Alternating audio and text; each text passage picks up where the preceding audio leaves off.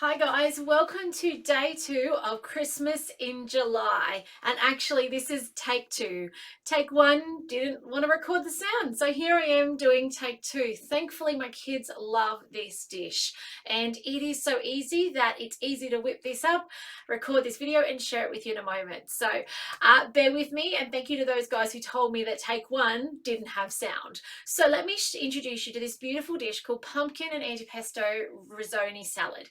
It is so simple, and I've got some real shortcuts that will make this ready on your table really quickly. And it is such a perfect dish to have both warm and cold. So warm at this time of year where it's quite cold, and then come summertime you could serve this cold on the table. So let's get started on this recipe. The first thing it asks us to do is to mill some cheese down. Now, do not mill 150 grams of Parmesan. That's nearly an entire block. And the first time I made this recipe a little while ago, I had heaps left over, like tons. So my advice is just mill a small bit, 30 grams or so. Let me see how much I've got in my bowl here, in my little mini thermo server to mill today. So into my machine, I'm just putting in 40 grams, close to 40 grams. On with my lid, and let's mill this down. 5 seconds on speed 7. Let's give that a spin. Up it goes.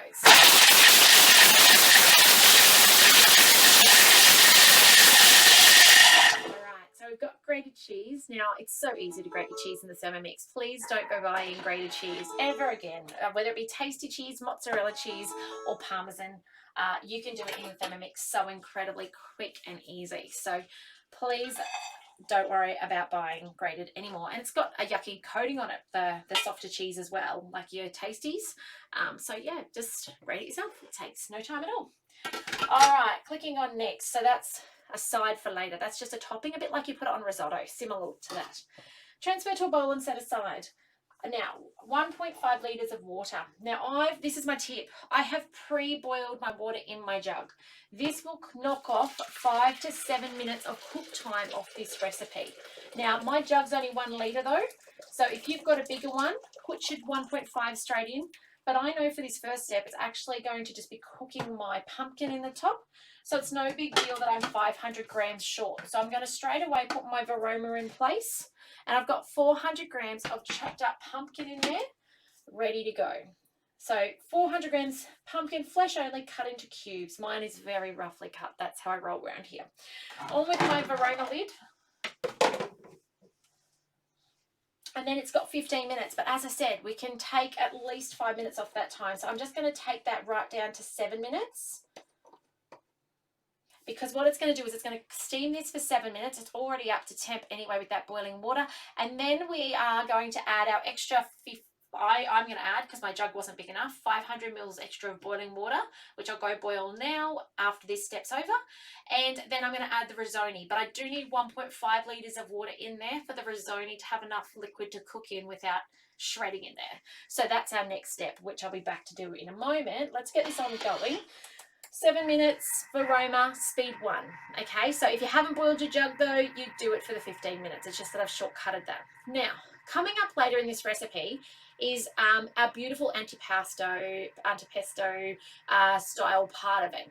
Now, while this is coming up to temperature, I'm actually going to go ahead and look up these details, and I'm going to weigh this into this bowl ready to go for later. So I'm just going to put my bowl on the top. I'm just going to check out below what those weights are. So it's telling me I need 50 grams of olives, 60 grams of sun-dried tomatoes, 100 grams of artichoke, which I'm not actually going to do. My kids and us don't eat it, so that's just going to be left out, and some basil leaves, and then some pepper. So I can straight away start putting into that bowl, and 25 grams of oil. I can straight away start putting into the bowl above these beautiful ingredients for the antipasto. Now, I'm not weighing the basil leaves in. They're basil leaves, right? So no big deal there. I'm just ripping them off and putting them in. But what I'm going to do is I'm now going to bring up my scales. So over here, where I found before my recipe details, I can bring up my scales. And I can straight away now grab my olives, and I can start putting my olives in. Sorry, excuse the spoons. And I want to put my 40 grams of olives. So I'm just getting this ready for later. And this is going to get stirred through. I think the original recipe calls for you to do it in your large serving dish that you're going to put this into later.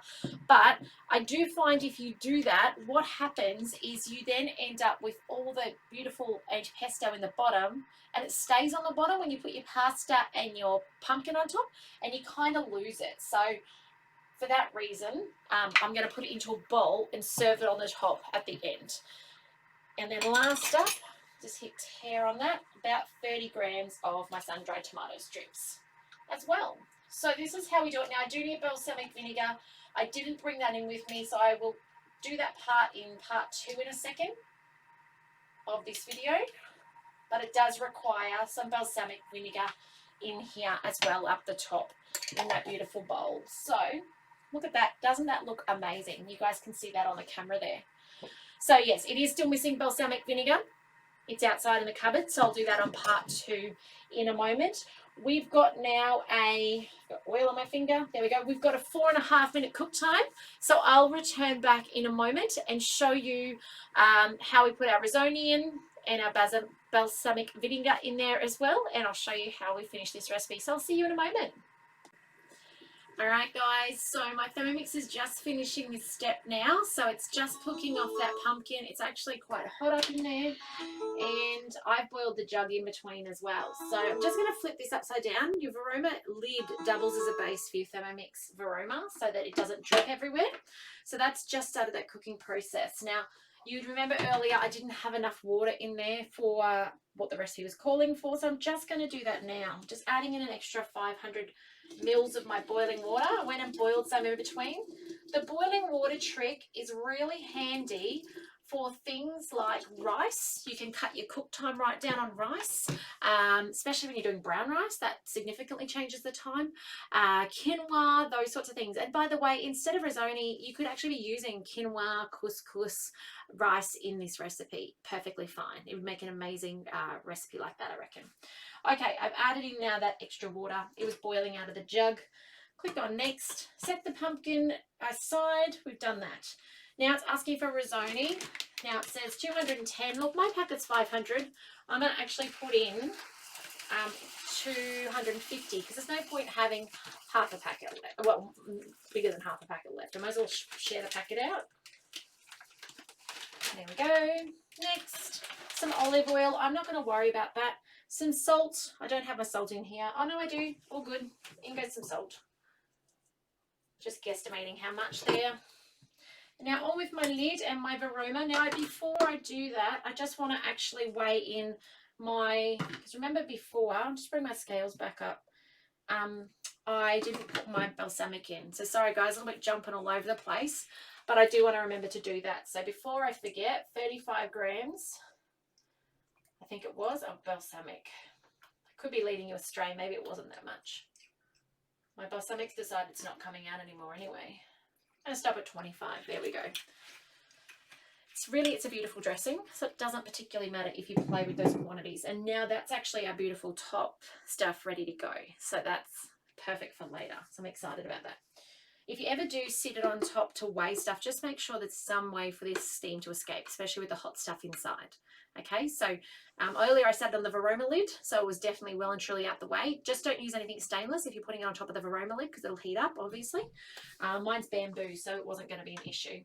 And just then it had space to get around that, so it was fine. Okay, let's get back to our step. I'm sure you guys wouldn't have issues. You guys could run off and grab your ingredients as you needed them anyway. So 7 minutes for the risoni to cook. If you're doing this on a TM5 without guided cooking or a TM31, please remember to push your reverse button here. Can you guys see how those blades are now going backwards with that reverse button? So please activate that so you don't end up with mushy risoni, because that would be absolutely terrible. So there's our recipe. It's really 3 parts. It's really incredibly simple. It's steam your pumpkin, and it cut your cook time down if you like using boiling water. Then add your risoni, and then at some stage make your dressing. And you could do that the antipasto dressing part now, or you could wait and follow the recipe through if you'd like, or you can do it earlier like I did. So I've just put it all together so that it saves us time going live. But I really hope that today this has inspired you to give this a go in your own home. Try it, put the 3 parts together. If you don't like olives, skip them out. If you don't like sun-dried tomatoes, leave them out. If you want to try some different combinations, I reckon that would be amazing as well. Even I reckon some feta. Nothing better than pumpkin, feta, and olives all together. I am planning on doing a feta video for you guys in the coming days or weeks. We'll see how we go.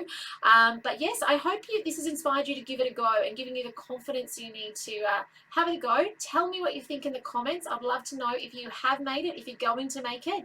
And it is really a perfect dish for any time of the year because it can be served warm or cold.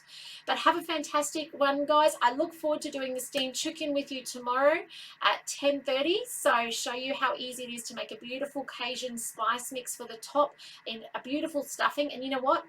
6.5 years of steaming chickens, I have never stuffed one. So tomorrow I look forward to showing you guys how to make a beautiful stuffing for inside that chook and show you how to make the most succulent chook you've ever had. So yes, I will see you then, and thank you guys for bearing with my technical issues. I am working them out as we work out this technical world that we're operating in now. So I look forward to seeing you guys tomorrow. Bye for now.